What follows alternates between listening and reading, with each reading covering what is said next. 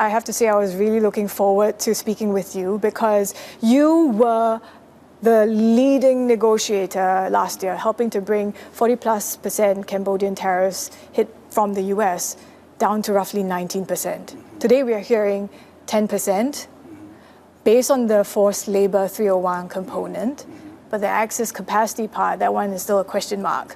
What's the state of play? Well, we're very pleased with the rate that we received today regarding Section 301 on forced labor. So the rate ranged between 10% to 12.5%, but Cambodia received the 10%. We are waiting for the second component, the excess capacity. So we hope and we expect that rate will be not higher than 9%.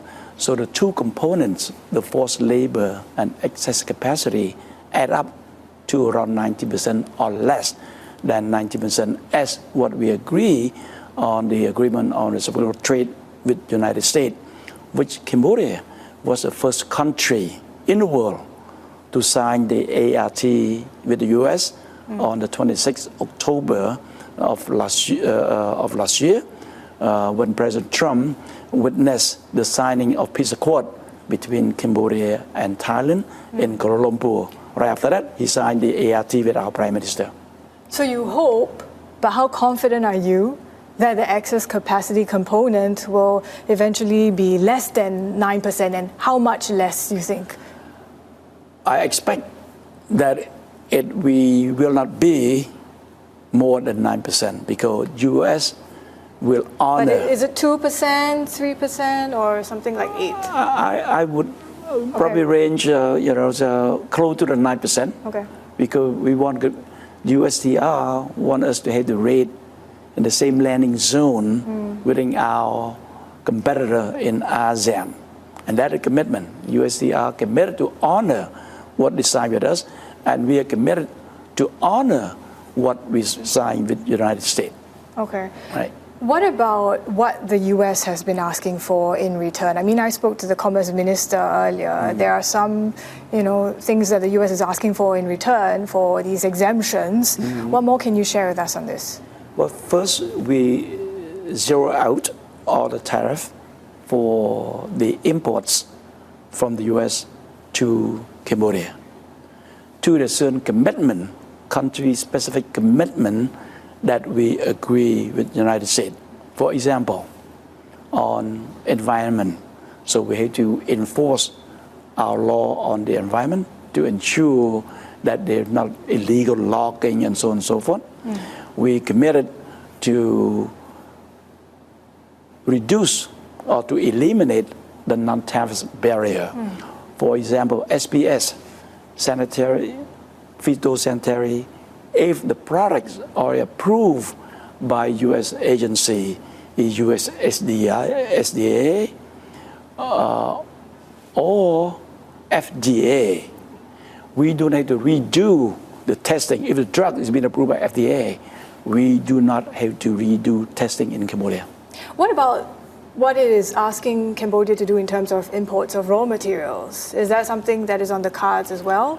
Well, if Cambodia can import cotton from the US, for example, to make it to fabric, we likely to benefit from what we call TRQ for 3 years, maybe the lower tariff or zero tariff on that for 3 years. So we will look into that to import the cotton from the United States to make it fabric. So we will go upstream. So we will benefit from that. In addition to that, by having signed the ART with the United States, there's certain products in the list that US provide to us that qualify for zero tariff. So we'll be pay only MFN plus zero, if you will. But outside of that, we pay MFN plus a 10% as of today, until the excess capacity will come to play in a few months' time. What about SEZs and how, there's talk that there's one for US cotton. Is that something that Cambodia is considering at all? We have not heavily designated SEZ Okay. to import the cotton and to produce to fabric. special economic zone in Cambodia is for every manufacturing activity. We have 39 SEZ in the country. We approved 63, but 39 are in operation and produce various goods. So not considering one for U.S. cotton? We have not designated a special economic zone for U.S. cotton import. Right. Okay. And not considering in the pipeline, that's not something that is being looked at? That is depend on the private sector. We will allow if the private sector, if your company or any company or investor want to invest in a special economic zone dedicated to producing fabric, we'd be more than happy to look into that. Okay. What is the longer term vision for Cambodia's special economic zones? Because you have dozens of them. I think 39 in operation. And then 60 in total. 63 has been approved, but 39 in operation. And so we expect that they will continue, the remaining will build the special economic zone so we can attract more the FDI into the country. But the FDI into the country does not necessarily have to go to the special economic zone. They receive the same benefit. Our investment law is the most liberal investment law in ASEAN. We provide up to 9 years tax holiday. We allow 100% ownership of a foreign investor in Cambodia. Every economic sector in Cambodia is open to a foreign investor.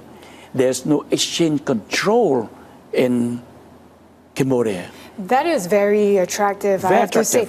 But what about the governance issues within the country and how maybe this scam crackdown, is that also affecting investments into Cambodia? Our Prime Minister called the scam center a black economy. Right. Black economy does not produce any good benefit to our economy. On the contrary, it affects our ability to attract a good investor. It affects our ability to attract tourists to visit our country. But our Prime Minister is so committed, our government committed and determined to eradicate the online scam. So given how there seems to be headway in cracking down on scam compounds or criminal networks, do you see that already yet in the numbers in terms of maybe more encouraging signs from foreign direct investment into Cambodia? Well, I just came back from the investment roadshow in Japan, in Korea, in China recently. And when I informed them that we have a total commitment to eradicate the online scam, and they also read the newspaper, they feel more confident. And they're committing money? Right. Okay. They feel confident to consider to invest in Cambodia. Now, if we look at the numbers, in 2024, we approved 414 projects worth $6.9 billion. 2025, we approved 630 projects worth $10 billion. So that 50% increase in terms of number of projects that we approve, 45% increase in the total commitment. For the first 6 months of this year, we already approved 276 projects with $4.7 billion. So we roughly 50% what we approved in 2025. So I hope to be able to attract more investment from now until the end of the year. But having said that, the war in the Middle East also has some impact on our investment, not only Cambodia, but in the whole world, as it's the whole region, the whole world that we are affected by the impact on the war. How much are those investments coming from China? Can you give a breakdown of the proportion, and also how actively you are courting other investors beyond China? In 2024, 49%. That's a lot. Right? That's half. And then go to 54% in 2025. But the first 6 months of this year, it dropped to 35%. Why? But we have all the investors that invest in Cambodia. Okay. But having said that, our investment law does not discriminate against any investor. We encourage every investor to consider investing in Cambodia because of our pro-business government, our young, dynamic workforce, our infrastructure. We want Cambodia to be a center for manufacturing and for logistics for ASEAN. On infrastructure, the $1.7 billion Funan Techo Canal, that's your pet project. We've recently gotten confirmation, you confirmed to Bloomberg on a loan agreement with China. How much is that loan? What are the conditions involved? What will that loan be used for? We get approval from China for $200 million loan to build the ship lock and irrigation in the canal itself, around $200 million. The term is very good, 1.25% interest rate, 20 years loan period. That for that ship lock. In addition to that, China will grant $200 million to build 6 or 7 bridges crossing the canal.